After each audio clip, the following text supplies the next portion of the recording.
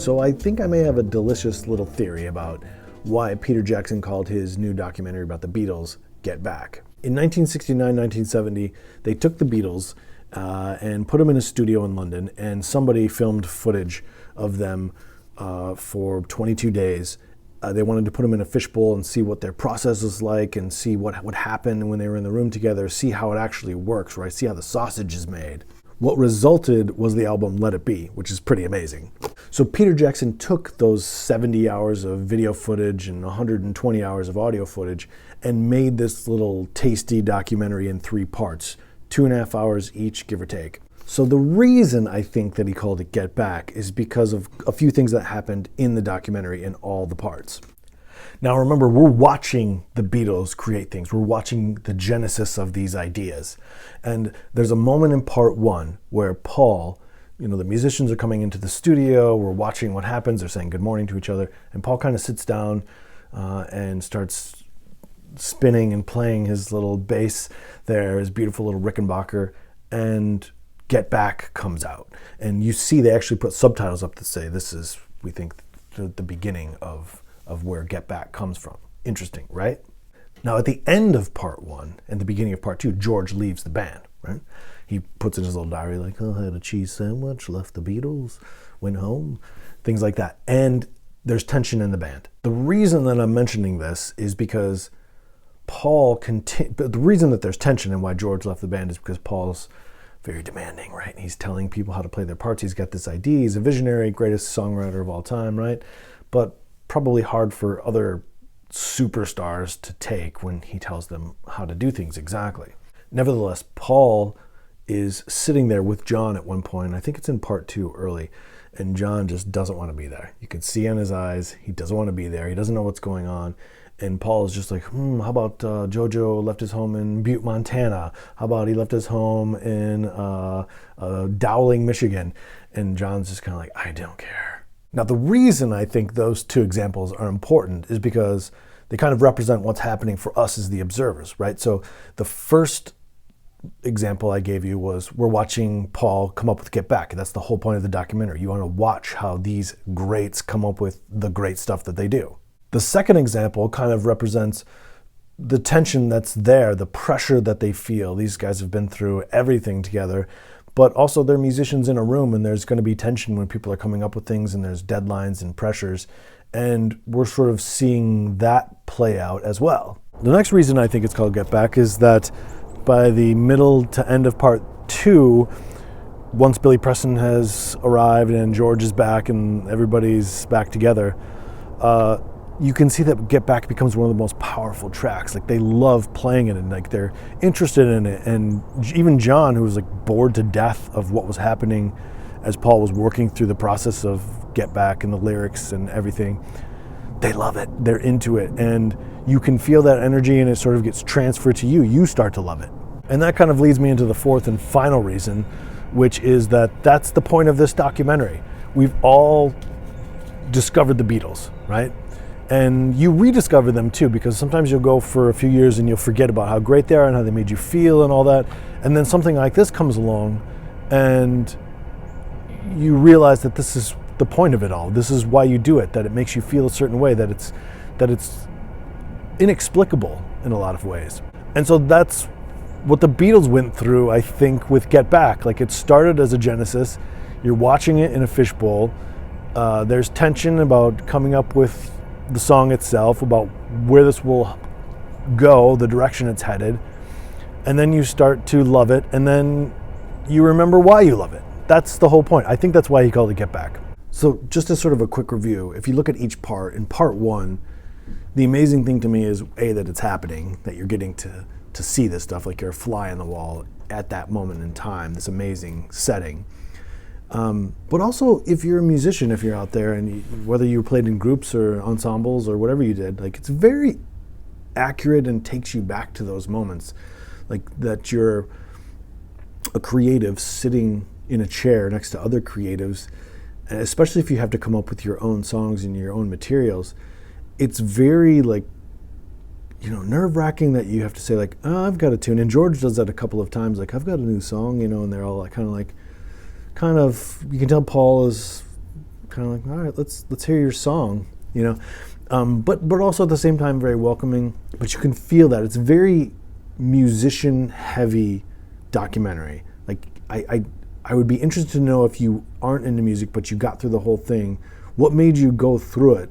Because listening to them play Don't Let Me Down, I've Got a Feeling, Get Back, all these things over and over and over again, that's a very normal thing for an artist, for a musician, speaking from personal experience. But for other people, maybe they drifted off or fast forwarded. I don't know. But these guys are so charming and so likable and charismatic that I think probably a lot of people just pushed on anyway. There were a couple of things in part two, many things, but I'm only going to point out a couple of things that kind of caught my eye. One is the hidden microphone between John, the conversation of John and Paul, that the producers of this movie had the cameras and whatever, when they were discussing what they were going to say to George and how they're going to convince him on the second meeting to come back to the Beatles, they'd placed like a secret microphone in where they knew Paul and John were going to be having lunch. And I assume that they talked to Paul and Ringo about this to say, like, what should we just edit this? Is it okay if we play some of this? Wasn't offended by it, but it was kind of interesting. I mean, I wanted to hear it, of course. But that was an interesting thing to me because, you know, obviously John isn't around to say, like, I don't want this played. But there isn't anything that racy, but it's so fascinating to listen to these guys who are, by the way, they're like 26 at this point. 26. These guys say, like, well, when you do this, it feels like this, and you've always been the leader, but we're annoyed when this happens. And it's like they're very mature for their age, like showing up on the Ed Sullivan Show when they're like 17 probably, and feeling like they've gone through this cycle of time that's lasted 3 or 4 lifetimes, but they're only 26. So anyway, I thought that was really fascinating that people were like, we got to listen to this conversation, put a CIA secret microphone in that cafeteria room. The other thing I thought was interesting was when George had come back, there was an article written in, like, I want to say the Daily Mail, or not the London Times, but one of the British newspapers in London, and talking about how the Beatles were over and George had left the band and they're whatever, and they were kind of playing music and reading that out loud, in a way kind of bonding by reading it. That's the way that I took it, like that they were using that as like a healing process for themselves to say, like, hey, look, this person outside of us thinks they understand what's happening in here, and they don't understand who we, like, our relationship to each other. And that, I felt like that kind of strengthened them, which was an interesting thing. So the final thing I'll mention in part 3, there's lots of them, but the one that sticks out the most is how it comes together, that they have all these tracks, they're skeptical the day of, they don't know, they've got like maybe like 3 or 4 things that they think they are ready to play, even though there are 14 tracks they're supposed to technically play or supposed to have for the album, and they want to be able to play them live on the rooftop.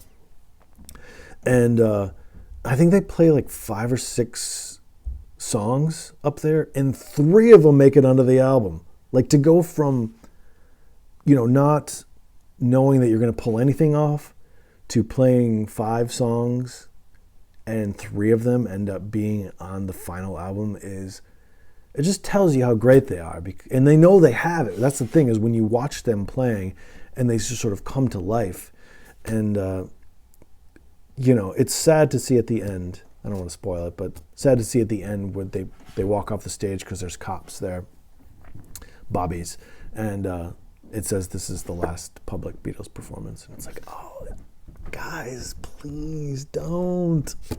And also, Get Back was the last song they played in a public performance. The last hurrah. So that's another Get Back thing to throw in that Get Back soup I was making, that gumbo. Get Back gumbo, the GBG. The second to last thing is that when they're playing Get Back, it's really funny when the cops are behind Paul and he's playing and he's singing something. It might have been Get Back, it might have been I've Got a Feeling.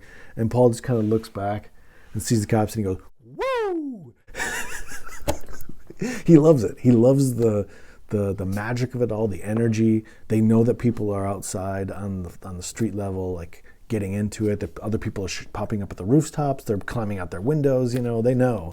I thought that was a pretty funny moment.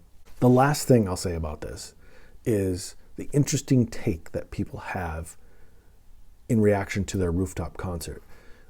They had people, they had a camera at street level, right? And they were showing people, and most people were like, this is the Beatles? Are they the Beatles up there? This is great, I love it, I love this new music. But there were some people who were like, I think it's rubbish, I think it's too loud, and I think it's, it's not the proper place, or it's not as good as their old stuff, or whatever. And it's just, it becomes like a very interesting microcosm. I don't know if I'm using that word right, but like a small representation of humanity and how people think. And you listen to the people who love it and they're happy that those are the Beatles up there. We're listening to the Beatles. We're listening to new stuff. Nobody's heard this before outside of their little circle here. Like that attitude, that perspective is what makes them the Beatles, that it makes you feel like today is the day. Like you're watching this somewhere, wherever you are, and this could be your last day. This could be my last day. We don't know. And rather than get depressed about that, it's like they make you enjoy it, and you watch them playing and you watch them singing and dancing throughout the documentary, but then enjoying themselves playing together outside, and the people who connect with that, that's the goal, right? That's got to be the goal.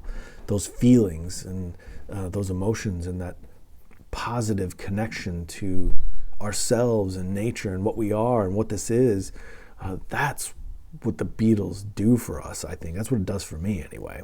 And, for the opposite of that, for the people who don't, they maybe have lost their way, or they haven't found, and it could be they just don't like the Beatles. That's fine too. Like, I'm not a huge Rolling Stones person.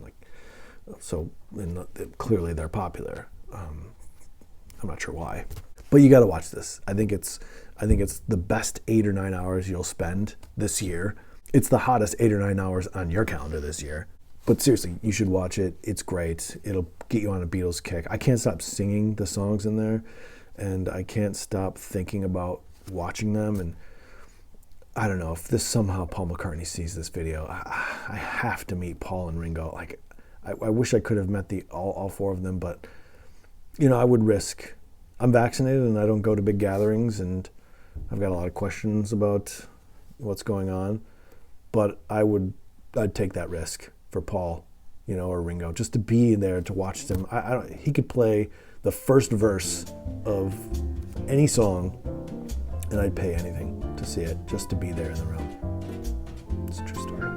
Thank you so much for watching. Please subscribe if you can, or go to patreon.com/ArtHouseRadio if you like to give further. I hope you enjoy the Beatles. I hope you enjoy your new Beatles kick if you watch the documentary, which I highly suggest you do.